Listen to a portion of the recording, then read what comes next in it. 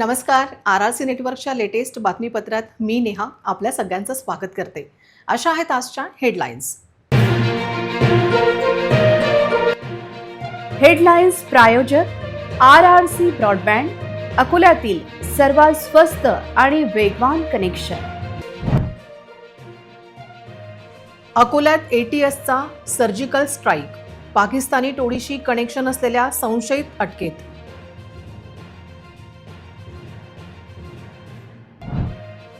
बोर्डाचा सावळा गोंधळ, विद्यार्थ्यांचे भविष्य टांगणीला. 75 विद्यार्थ्यांच्या कोऱ्या मार्कलिस्टवर अखेर 5 दिवसांनी पडले गुण. अमरावतीला एअर कूल्ड कवच, मग अकोल्यात उन्हाचे चटकेच का? वाहतूक पोलिसांच्या सुविधेबाबत प्रशासनाचा दुजाभाव चव्हाट्यावर. अकोल्यात सूर्य आग ओकतोय, रस्ते झाले ओस, उष्णतेच्या लाटेत उपाययोजना शून्य. संतापलेल्या अकोलेकरांचा प्रशासनावर हल्लाबोल. शाळेच्या विळख्यातून अकोल्याचे ओपन स्पेस मुक्त होणार का? जठारपेठेतून संघर्षाची ठिणगी पडणार. आता सविस्तर बातम्या. महाराष्ट्र ATSची राज्यात मोठी कारवाई सुरू आहे. पाकिस्तानी टोळीशी संबंधित गुन्हेगारांच्या मुसक्या आवळल्या जात असून अशातच अकोल्यातून एकाला ताब्यात घेतल्याची सूत्रांची माहिती. ताब्यात घेण्यात आलेल्या व्यक्ती वाशिम जिल्ह्यातील असल्याची प्राथमिक माहिती आहे. आज अकोला जिल्ह्यातून त्याला ताब्यात घेतले. महाराष्ट्र ATS कडून राज्यात सकाळपासून विविध जिल्ह्यात छापेमारी सुरू केली. पाकिस्तानी गुंड शहजाद भट्टीच्या टोळीशी संबंधित असलेल्या गुन्हेगारांवर ATS कडून नजर ठेवल्या जात आहे. डोगरा गँगच्या पावलावर पाऊल ठेवू पाहणाऱ्या व्यक्तींवर ATS कडून कारवाई सुरू असून त्यांच्या मुसक्या आवळल्या आहेत. आज सकाळी अकोला जिल्ह्यातून अशा संशयित व्यक्तीला ATSने चौकशीसाठी ताब्यात घेतले. मात्र या संदर्भात अधिकृतरित्या माहिती समोर आली नाहीये. या भेटीचे नाव गुप्त ठेवण्यात आले आहे. वाशिमचा हा व्यक्ती अकोल्यात कशासाठी आला होता आणि काय करत होता, ही माहितीही अद्याप गुलदस्त्यातच आहे. तर सूत्रांच्या माहितीनुसार राज्यातील नालासोपारा, नागपूर, पुणे, मुंबई, नांदेड, नाशिक, अकोला, वाशिम आणि जळगाव येथे ATSचे छापे सुरू असल्याची माहिती सुरू आहे. या वृत्ताला एका वरिष्ठ अधिकाऱ्याने दुजोरा दिला आहे.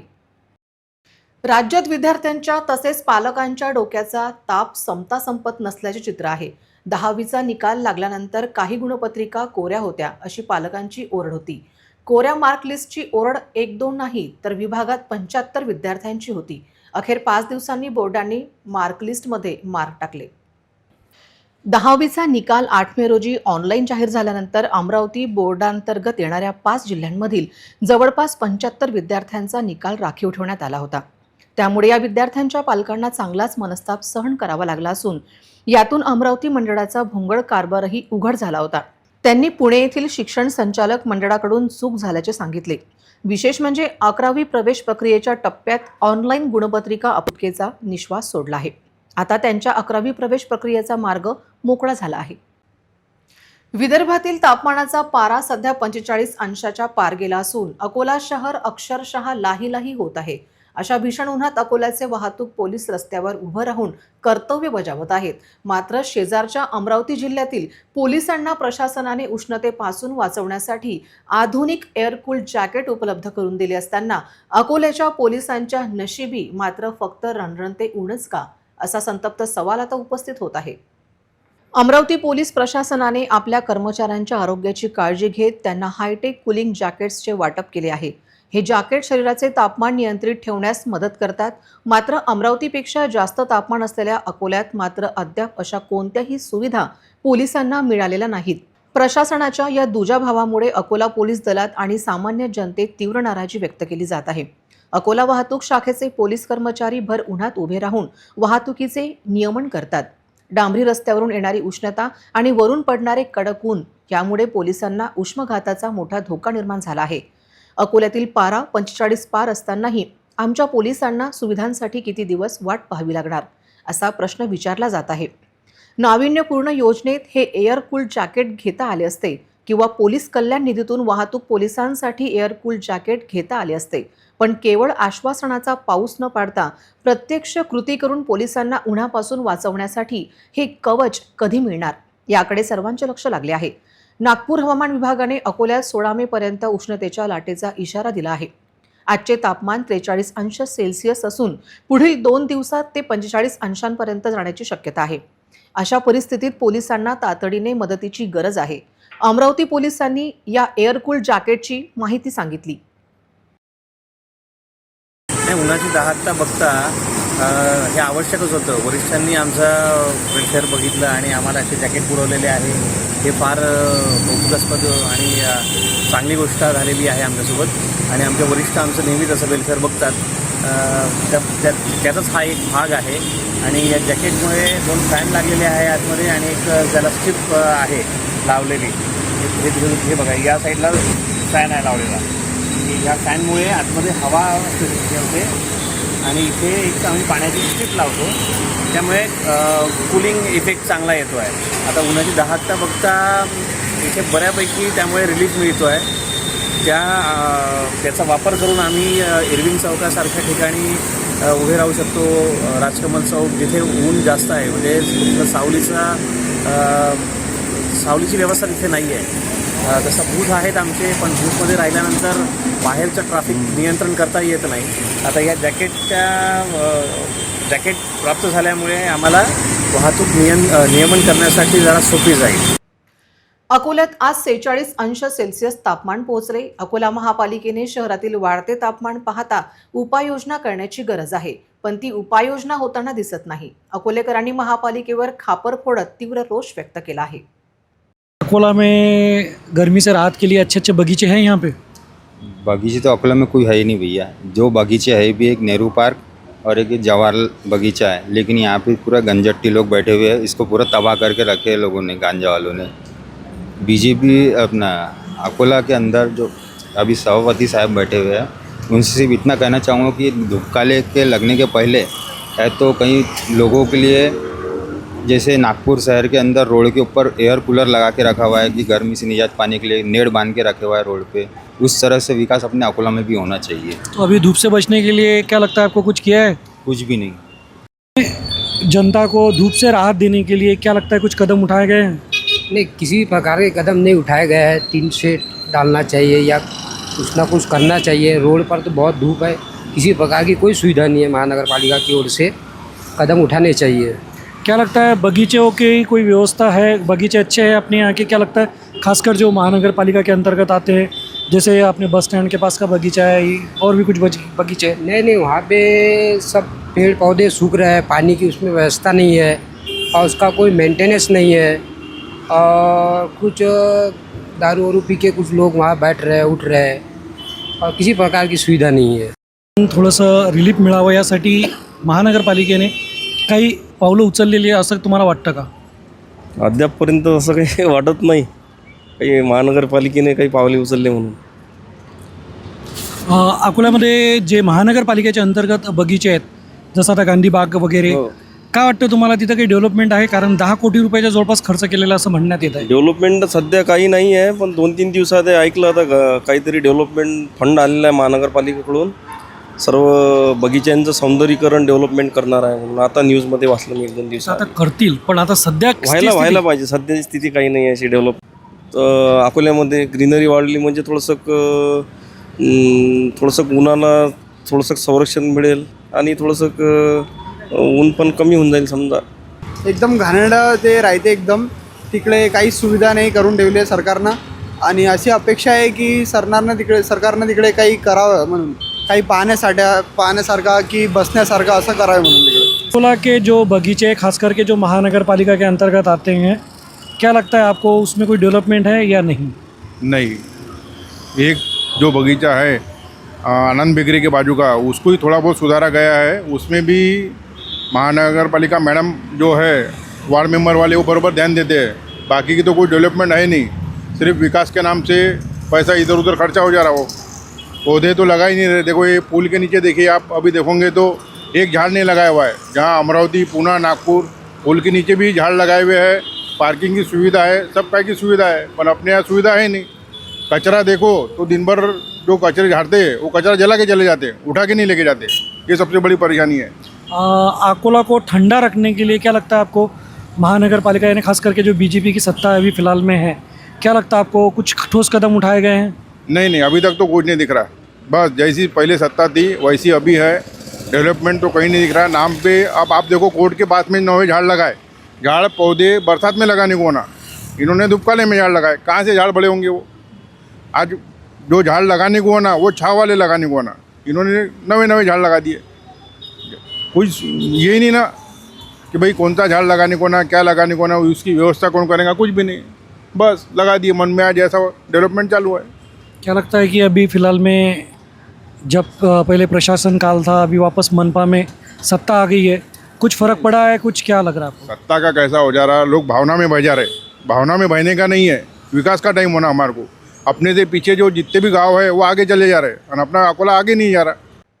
अकोल्यात वाढत्या तापमानामुळे नागरिक हैराण झाले असून दुपारच्या वेळेत शहरातील प्रमुख रस्ते अक्षरशः ओस पडल्याचे चित्र पाहायला मिळत आहे। कडक उन्हामुळे नागरिकांनी अत्यावश्यक कामांशिवाय बाहेर पडणे टाळले आहे। अकोला शहरात गेल्या काही दिवसांपासून तापमानात मोठी वाढ झाली आहे। दुपारच्या वेळेत सूर्याचा तडाखा इतका तीव्र आहे की प्रमुख चौक, बाजारपेठा आणि गजबजलेले रस्तेही सुनसान दिसत आहेत। शहरातील गांधी रोड, टावर चौक, रेल्वे स्टेशन परिसर, रतनलाल प्लॉट तसेच प्रमुख बाजारपेठांमध्येही नेहमी दिसणारी गर्दी आता कमी झाल्याचे चित्र आहे। उन्हाच्या तीव्रतेमुळे नागरिकांनी दुपारच्या वेळेत घराबाहेर पडणे टाळले असून फक्त अत्यावश्यक कामासाठीच बाहेर पडत आहेत। तर काही नागरिक डोक्यावर कापड, टोपी आणि छत्रीचा वापर करूनही उन्हापासून बचाव करताना दिसत आहेत। या वाढत्या तापमानाचा परिणाम छोट्या व्यावसायिक आणि फेरीवाल्यांवरही होत असून ग्राहकांची संख्या घटल्याने व्यवसाय मंदावल्याने व्यापाऱ्यांचे म्हणणे आहे। हवामान विभागाने नागरिकांना दुपारच्या वेळेत काळजी घेण्याचे आवाहन केले आहे। यंदाच्या खरीप हंगामाच्या उंबरठ्यावर असतानाच रासायनिक खतांच्या किमतीत मोठी वाढ झाल्याने आधीच आर्थिक संकटात सापडलेल्या शेतकऱ्यांच्या अडचणीत भर पडली आहे। खतांच्या प्रतिपोत्यामागे 25 रुपयापासून ते 375 रुपयांपर्यंत दरवाढ झाल्याने अकोला जिल्ह्यातील सामान्य शेतकऱ्यांमध्ये संतापाची लाट उसळली असून त्यामुळे शेतीचा उत्पादन खर्च लक्षणीयरीत्या वाढणार आहे। गेल्या काही वर्षापासून निसर्गाचा लहरीपणा आणि पिकांना मिळणारा अत्यल्प भाव यामुळे शेतकरी मेटाकुटीला आला आहे। अशातच आता युरिया, DAP यासारख्या प्रमुख खतांच्या दरात मोठी वाढ झाल्याने शेतकऱ्यांचे आर्थिक नियोजन कोलमडले आहे। काही विशिष्ट खतांच्या दरात 300 रुपयांहून अधिक वाढ झाल्याचे बाजारपेठेतून सांगण्यात येत आहे। आंतरराष्ट्रीय बाजारपेठेत कच्च्या मालाच्या किमतीत झालेली वाढ, आयात शुल्क, इंधन दरवाढीमुळे वाढलेला वाहतूक खर्च आणि केंद्र सरकारकडून खत कंपन्यांना मिळणाऱ्या अनुदानातील विलंब ही या दरवाढीची मुख्य कारणे आहेत। मात्र या सर्व तांत्रिक कारणांचा थेट फटका मात्र गरीब शेतकऱ्यांना बसत आहे। खतांच्या किमती वाढल्याने अनेक शेतकरी खतांचा वापर कमी करण्याची शक्यता आहे। याचा थेट परिणाम पिकांच्या उत्पादकतेवर होऊ शकतो। परिणामी शेतकऱ्यांवरील कर्जाचा बोजा वाढून कृषी क्षेत्र मोठ्या संकटात सापडण्याची भीती व्यक्त केली जात आहे। अनुदान वेळेवर न मिळाल्यानेच ही कृत्रिम दरवाढ लादली गेल्याचा आरोपही काही शेतकरी संघटनांकडून करण्यात येत आहे। अकोला शहरात वाढत्या उन्हाच्या तडाख्यामुळे मोकाट गुरांचे हाल होताना दिसत आहेत। रस्त्याच्या कडेला झाडांच्या सावलीत उभे राहून ही गुरे उन्हापासून बचाव करत असल्याचे चित्र पाहायला मिळत आहे। अकोला शहरात तापमानाचा पारा दिवसेंदिवस वाढत असून त्याचा फटका आता मोकाट गुरांनाही बसत आहे। दुपारच्या कडक उन्हात शहरातील प्रमुख रस्ते ओस पडलेले असताना मोकाट गुरे सावलीच्या शोधात भटकताना दिसत आहेत। रस्त्याच्या कडेला असलेल्या झाडांच्या खाली थांबून ही गुरे उन्हापासून स्वतःचा बचाव करत आहेत। गांधी रोड, टावर चौक, रेल्वे स्टेशन परिसर तसेच अकोल्यातील अनेक भागांमध्ये गुरे वाहतुकीच्या गर्दीत जीव धोक्यात घालून रस्त्यालगत उभी राहत असल्याचे चित्र पाहायला मिळत आहे। उन्हाच्या झळांपासून वाचवण्यासाठी त्यांना नैसर्गिक आधार म्हणजे झाडांची साथ मिळत आहे। अकोला शहरातील डाबकी रोड परिसरात सुरू असलेल्या रस्ता रुंदीकरणाच्या कामाचा फटका आता स्थानिक व लघु व्यावसायिकांना बसताना दिसत असून संथ गतीने सुरू असलेल्या कामामुळे व्यापाऱ्यांमध्ये नाराजीचे वातावरण आहे। अकोला शहरातील डाबकी रोड परिसरात अनेक महिन्यांपासून रस्ता रुंदीकरणाचे काम सुरू आहे। अतिक्रमण हटवल्यानंतर रस्त्याचे खोदकाम करण्यात आले, मात्र कामाची गती मंदावल्याने स्थानिक व्यापाऱ्यांसमोर मोठे संकट उभे ठाकले आहे। रस्त्यावरील धूळ, खड्डे आणि उघड्या मातीमुळे ग्राहकांना ये-जा करण्यास अडचणी निर्माण होत आहेत। परिणामी रस्त्याच्या कडेला व्यवसाय करणाऱ्या लघु व्यावसायिकांच्या दुकानांमध्ये ग्राहकांची संख्या मोठ्या प्रमाणात घटली आहे। दिवसभर दुकान उघडे ठेवूनही अपेक्षित व्यवसाय होत नसल्याने व्यापारी आर्थिक अडचणीत सापडले आहेत। उन्हाची तीव्रता आणि उडणाऱ्या धुळीमुळे नागरिकही या परिसरात येणे टाळत असल्याचे चित्र आहे। अनेक व्यापाऱ्यांनी प्रशासनाकडे काम लवकर पूर्ण करून रस्ता वाहतुकीसाठी सुरळीत करावा अशी मागणी केली आहे। दरम्यान रस्ता काम आणखी लांबल्यास छोट्या व्यावसायिकांच्या उदरनिर्वाहावर गंभीर परिणाम होण्याची भीती व्यक्त केली जात आहे. अमरावती शहरात काही काळ शांत असलेले ड्रग्ज माफिया पुन्हा एकदा सक्रिय झाले असून गुन्हे शाखेच्या पथकाने गाडगेनगर पोलीस स्टेशनच्या हद्दीत मोठी कारवाई केली आहे. या कारवाईत एका आरोपीला अटक करण्यात आली असून त्याच्याकडून लाखो रुपयांचे MD ड्रग्ज जप्त करण्यात आले आहे. अमरावती शहर गुन्हे शाखेच्या पथकाला मिळालेल्या गुप्त माहितीच्या आधारे गाडगेनगर हद्दीतील साहूबाग विलासनगर परिसरात सापळा रचण्यात आला होता.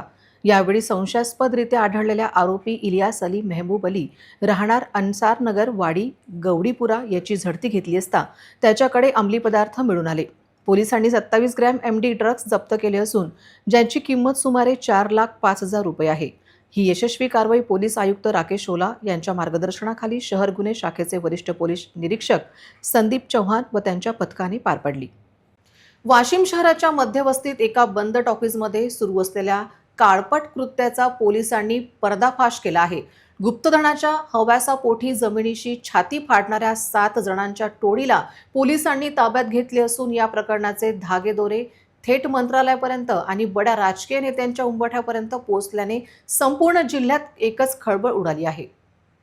गेल्या अनेक दिवसांपासून वाशिममधील बंद अवस्थेत असलेल्या रमेश टॉकीजमध्ये काहीतरी काळबेरं सुरू असल्याची कुजबूज शहरात होती. मंगळवारी सायंकाळी 6च्या सुमारास शहर पोलीस ठाण्याच्या DB पथकाने अचानक छापा टाकला आणि संशयास्पद खोदकाम करणाऱ्या 7 जणांना रंगेहात पकडले.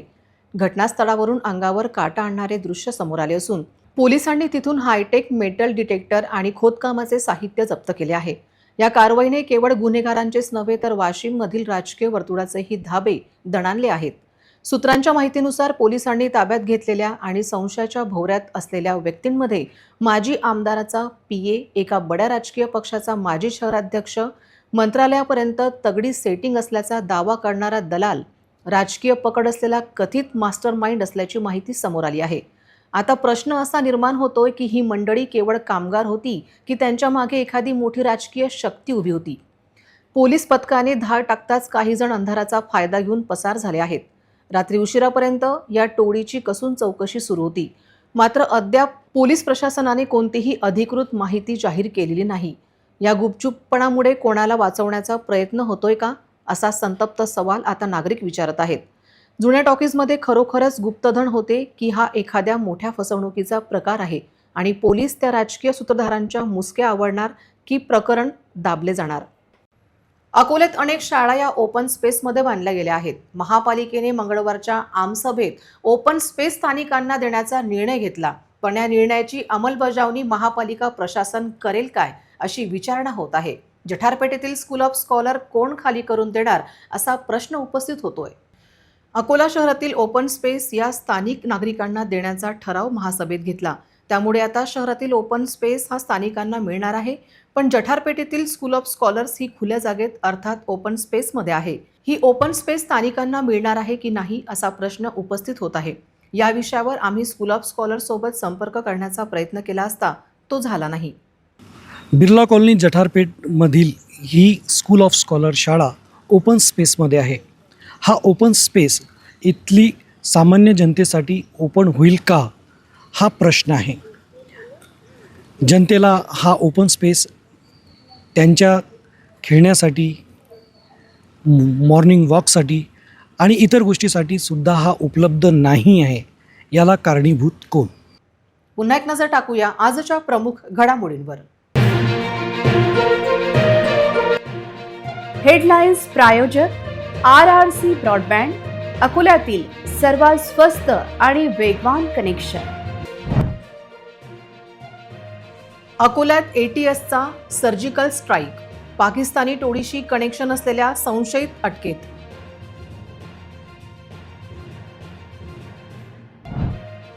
बोर्डाचा सावळा गोंधळ, विद्यार्थ्यांचे भविष्य टांगणीला. 75 विद्यार्थ्यांच्या कोऱ्या मार्कलिस्टवर अखेर 5 दिवसांनी पडले गुण. अमरावतीला एअर कूल्ड कवच, मग अकोल्यात उन्हाचे चटकेच का? वाहतूक पोलिसांच्या सुविधेबाबत प्रशासनाचा दुजाभाव चव्हाट्यावर. अकोल्यात सूर्य आग ओकतोय, रस्ते झाले ओस, उष्णतेच्या लाटेत उपाययोजना शून्य. संतापलेल्या अकोलेकरांचा प्रशासनावर हल्लाबोल. शाळेच्या विळख्यातून अकोल्याचे ओपन स्पेस मुक्त होणार का? जठारपेठेतून संघर्षाची ठिणगी पडणार. बातम्यांसाठी तुम्ही पाहत रहा RRC news. 2,48,000 दर्शकांनी RRC YouTube channel हे सबस्क्राईब केले आहे, तेव्हा तुम्ही कसली वाट पाहत आहात? तुम्ही पण सबस्क्राईब करा आणि बेल आयकॉन क्लिक करत RRCच्या बातम्या निरंतर पहा. तुमच्या मोबाईलवर नोटिफिकेशन मिळवण्यासाठी सबस्क्राईब करा RRCचे हे यूट्यूब चॅनल. लाईक आणि फॉरवर्ड करा RRC डिजिटल अकोलाचे हे न्यूज बुलेटिन. पुन्हा भेटूया लेटेस्ट बातम्यांसह नवीन बातमीपत्रात. तोवर नमस्कार.